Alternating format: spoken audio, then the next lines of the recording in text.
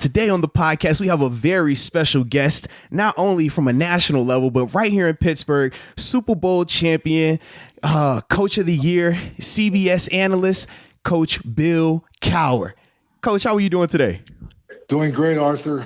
How are you and Deke doing? Man, we're doing well. Definitely Chilling. appreciate you hopping on with us, man. So just to hop right into it, during your tenure here and there as the head coach of the Pittsburgh Steelers, you had a ton of success, both on the field as a head coach, but then individually as well. So just talk about how you handled the expectations of being the head coach for one of the most storied franchises in NFL history. You know, Arthur, I think that, just make no mistake, Pittsburgh is definitely a football town, and certainly from the days of the 70s with what Chuck Noll and his group of players were able to do to kind of like set the standard, so to speak. And, you know, with that, though, also, I think comes a great positive thing from the standpoint of you got very passionate fans. And so I think from that standpoint, it's a tremendous fan base. Having grown up there in Pittsburgh, I understand the history of, you know, what the Pittsburgh Steelers stand for, the revitalization of that city back in the 70s during the steel mill times.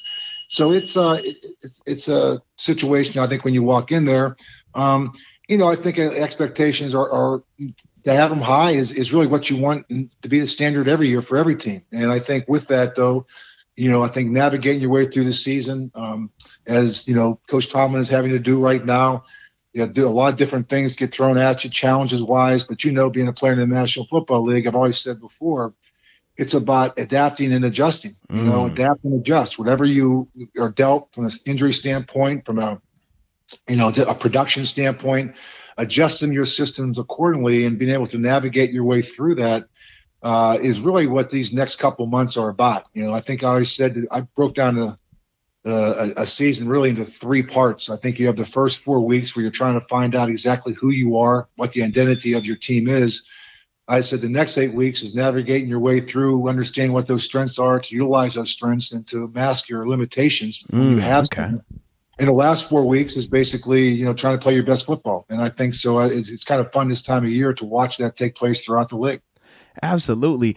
And something that you hit on in terms of adapting and adjusting, when we look back at your Super Bowl 40 run, just talk about throughout that season and throughout the playoffs, how you had to do some of those things. Yeah, we really did. I mean, I think, you know, we got involved in a 3-game losing streak right in that middle. As let's talk about the navigating of where you are. And, you know, I've always said before, sometimes losing is not a bad thing, because I think sometimes you can get too comfortable. You get complacent with who you are. And I think when you look at that year, we had lost at home to the Cincinnati Bengals, and we all remember that picture of T.J. Houshmandzadeh taking terrible wiping his feet with them. And I think, you know, that at this time we had 4 weeks left to go. It's like, you know, let's just take this one game at a time. We were basically getting in playoff mode. And I think what we did is created an edge for ourselves, kind of backed ourselves into a corner. And, you know, I think each one of us took it our level of play to another level. We did that collectively. And I think we went into the playoffs and went on that run on the road. It didn't matter where we were going. We had an edginess about us and how we played, a sense of purpose, a sense of urgency that really started that last month of the season. So, you know, you come in there with high expectations, as we did in that year of 2005 after, you know, Ben was in the AFC Championship game and everyone picked us next year to go there. And all of a sudden you find yourself, you know, in the middle of the season as everyone's counting you out because, you know, all of a sudden, you know, well, they were just a run. They're not going to make it. And then when we got into the playoffs as a 6th seed, well, no 6 seeds ever even been to a championship game, let alone go to a Super Bowl. So a lot of things they were saying that we couldn't do kind of fueled us to find the way, you know what, don't let history dictate our future, but let our future make history. And we were able to do that. I like that. Okay. Now, throughout your storied coaching career, a lot of your assistants went on to be head coaches, whether it was Bruce Arians, Chan Gailey, who was actually my head coach in Buffalo my first year in the NFL, Dick LeBeau, Marvin Lewis, to name a few. So, man, just talk about what does that mean to you seeing so many of your assistants go on to have success as head coaches? Well, it means a lot. I mean, certainly I think what it is, it's a reflection of the organization, a reflection of, you know, the way we did things, that people viewed these guys as trying to bring that same culture to their teams. And certainly I think it's every football team, the dynamic is different, and try to understand what that dynamic is in each building is really the first objective, I think, of any head coach, and being respectful of that dynamic, whoever that may be, whether it be the GM, the owner, understanding what you're walking into from the standpoint of what they're looking for, each team. And I think the assistants we had, as you mentioned, and they were great teachers. They were good leaders. I think a lot of times as a head coach, the one thing you have to be able to do is delegate. And I think when you start to delegate, you start to find out who the people are that can kind of take and be in the forefront of issues, and that they take the bull by the horn, so to speak, and they're able to be leaders, are able to stand up in front and talk about the issues that are at hand, and making some of the tough decisions. And so, I think, again, the more you can delegate to people, the more you find out who they are and how much they can handle. And as each step, the more you give them, the more they're able to handle it, then you keep giving them more and more. And certainly what they do is just display themselves as good potential head coaches. Hey, Coach Deke here. You talk about leadership. It seems throughout the course of your coaching career, some of the players have talked about this in interviews, that you would give life lessons as you were coaching. And then also from interviews that you've done, it seems that you're very thoughtful and have some type of self-development path. Is that true? And if that's the case, where does that come from? Your, I guess, urge to grow mentally. That's a good question, Deke. And I would like to think that is the case. I think, I always said I had 3 daughters at home and I got 53 boys at work.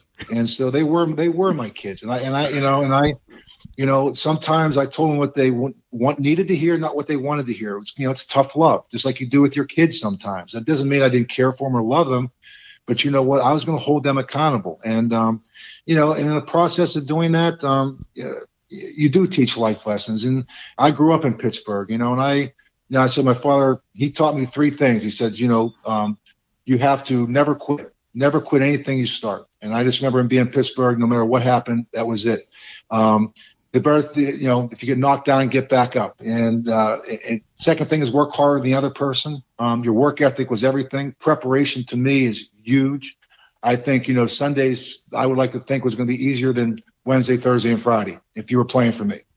You were looking forward to Sundays, because now we'll get to have fun. Whatever happens, it's going to happen.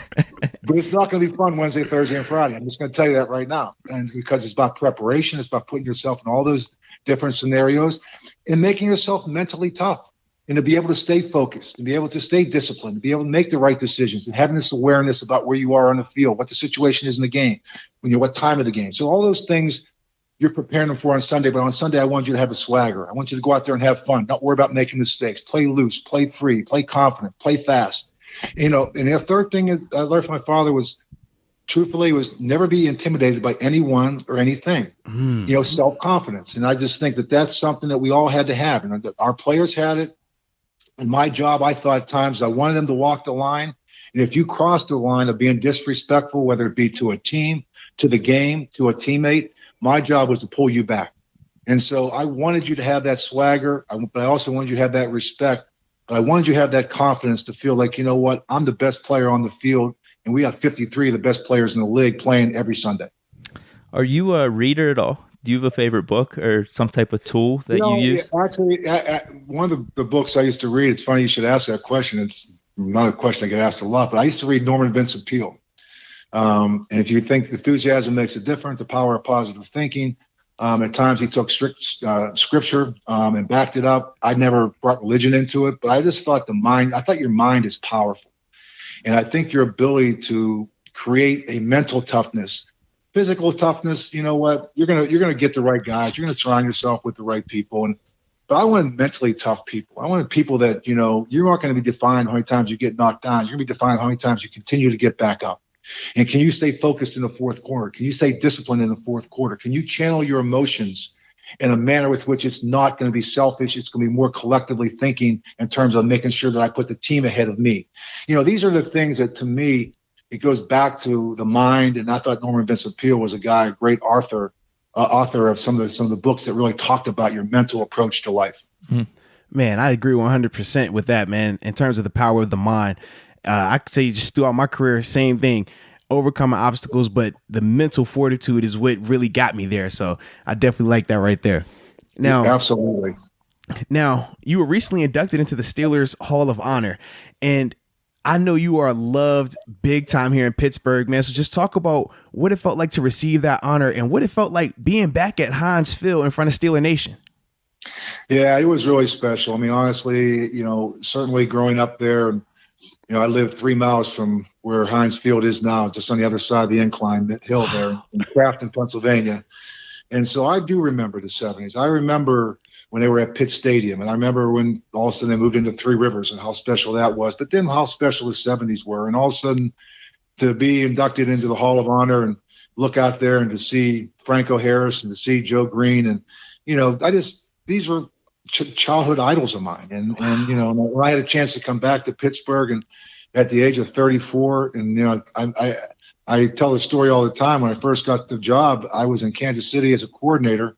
And when they gave me the job, I remember going back to Kansas City, laying in bed that very first night, and I said, wow, in 3 years, if I don't get fired, I can go back to my 20th high school class reunion as a head coach of my hometown team. So I said, my first goal was just don't screw this up in 3 years. But I said, it meant so much, because I said just being from there and to be able to go back there and to hear the people, and, for the Steelers to bring out my high school band to kind of play before the game started, that was just so unique, so special. And then just like I said, I may not you take the people out of Pittsburgh, you won't ever take the Pittsburgh out of people. And I will always bleed black and gold. And that's a place. And like I said before, I was blessed to be there for 15 years, and we did a lot of special things. And at the same time, it's just it almost felt like a responsibility that you had.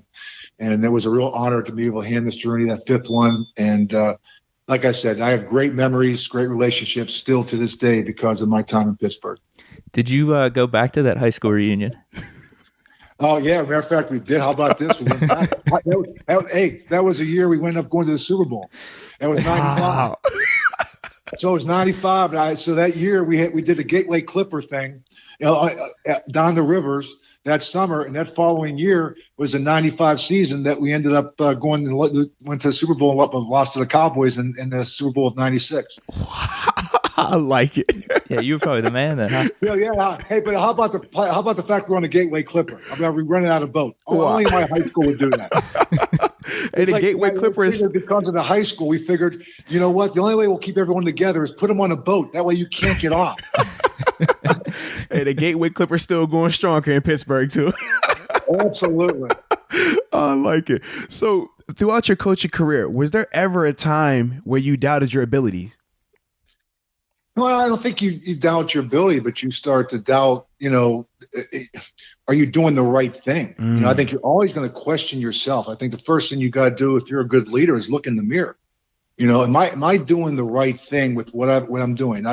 I'll go back to a game we played against Warren Moon, and I was the coordinator with the Kansas City Chiefs. And I said, you know what? I got Albert Lewis. I got Kevin Ross. I got J.C. Pearson. I got Sidney Johnson. I'm going to match up against those 4 guys. Okay, Haywood Jeffries, Duncan, Givens. And I said, I'm going to blitz Warren Moon. We're going to blitz him come off the corner with Derek Thomas and Chris Martin. Well, we blitzed him the whole game. And I was so stubborn I wouldn't adjust.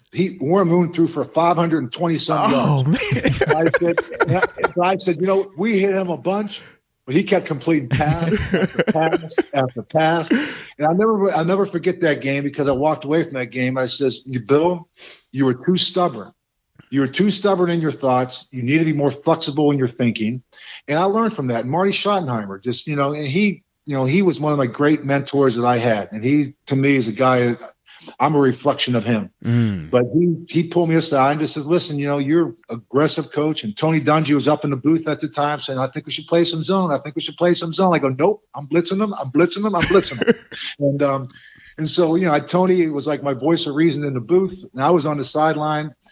And Marty was our head coach. So I was been very blessed to be around some really good people that, and Arthur, you've played this game.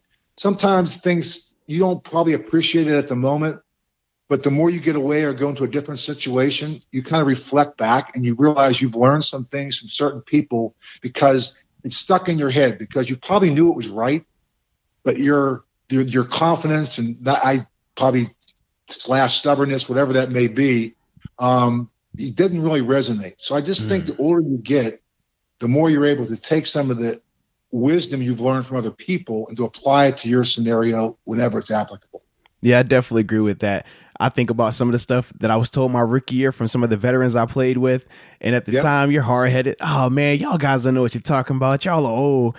And then me being in year 8, year 9, laughing to myself like, yeah, those guys were right. Yeah, you say, man, I'm sounding like those guys. Yeah. Man, but that's the thing, right? You live and you learn, and ultimately you do always have to humble yourself. So I definitely could agree with that. Now, my last question for you is this. You had obviously a ton of success, right? As a coach, winning the Super Bowl, and then you also won the AP NFL Coach of the Year. So if you had to rank those two, which one do you hold higher and why? Well, certainly, I think I look at a Super Bowl much more than any individual accolade. I mean, that's to me, football is the ultimate team sport. You talk about how many people have to work in sync together, overcome so much together. I mean, you're with your football team more than you're with your family during the course of a season. Oh, without a doubt. And you know what? It is like being a family because you're dealing with the emotional highs and lows that go with the game. And one of the things I told players, and they still quote me on it. I said, I'll just say this about the game of football. In the course of a season of going through 16, 17 weeks and see where it takes you, you're never as good as you think you are. Don't take yourself too serious when you start having success. You're never as bad as they say you are. Don't beat yourself up. So just stay in the moment. Don't ride the emotional highs and lows. You can control what you can control. And I think if you kind of go that way, when it's all said and done, then you'll have a chance to reflect back. So, because, sometimes you beat yourself up too much after a bad game. And sometimes people tell you, man, what a great game it was. You take yourself way too seriously. So it's, the job, I think, of a head coach and of anybody is trying to get people to stay in the moment, to keep it in having the proper perspective on things. Just keep things in this proper perspective. And if you start to ride that emotional roller coaster, you can't channel those emotions. It's very taxing. And I think you start to lose a little bit of perspective of who you are and focus on where you need to get a little bit better. And so it's about balance. It's about perspective. And it's about sustainability. All right, Coach, I got one or two more for you here. So with you being the coach of the Steelers for, 15 years, how did you make that transition to CBS as a broadcaster? So, and I'll I guess have a caveat with this question. Whenever I was watching you, I was, in 5th or 6th grade, whenever, you first drafted Ben, and I would see you're this gritty head coach. I would have never expected you to make that transition to broadcaster. But as soon as you did, I saw you on there. I'm like, man, he's killing it, and you're still killing it to this day. So one, how did that situation come about where you were able to make that transition? And then how were you able to adapt and almost get outside of that NFL head coach mind into like a polished broadcaster? Well, it's a good question. I said, I think the one thing that for coaches, when you have a weekly press conference, a weekly show that you end up doing as a responsibility, learning to send messages through the media. I know I learned a lot of that. I watched Bill Parcells. I thought he was a master of that. So you're already kind of used to being in front of the camera, right? And so, when I did step down, I was fortunate that CBS created another seat on their desk for me. They went from 4 to 5. And so that, that was a blessing in itself. And then coming on the show, really just, it's just, I try to give the perspective of a head coach. So many times you have players that see it from a player's perspective. And I just try to give the fans insight as to what you're thinking from a coaching perspective. Now, I played and coached. I played for 5 years in the league, and I went right into coaching. I was in the NFL as a player or coach, some respect for 23 straight years. And so, actually 28 years. I mean, I was 5 years as a player, 7 years as an assistant coach, and 15 years as a head coach. So from 1980 till I stepped down in 2006.